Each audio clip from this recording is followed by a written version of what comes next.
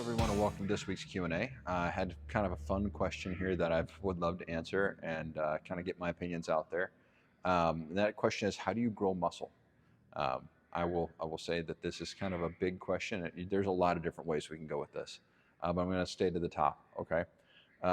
First and foremost, the only way to grow bigger muscles is to feed them. You know, make sure that you have the right amount of nutrition in your diet, get enough protein, get enough carbohydrates, getting enough of the things that your body needs to grow. That includes all of your micronutrients, all of your salts and your iodines and all that type of stuff. Those are all very important. Now, next to that is going to be working the muscle. You need to make sure that we're putting enough stress into the muscle that forces it to grow. There's a lot of different ways you can do this. Some people like high volume workouts. Some people like low volume workouts. Well, the difference is that we need to hit a range where you're seeing stress and fatigue. So if you're having a workout going through, and let's say you're hitting maybe 5 to 7 or 10 to 20 reps, it really doesn't matter.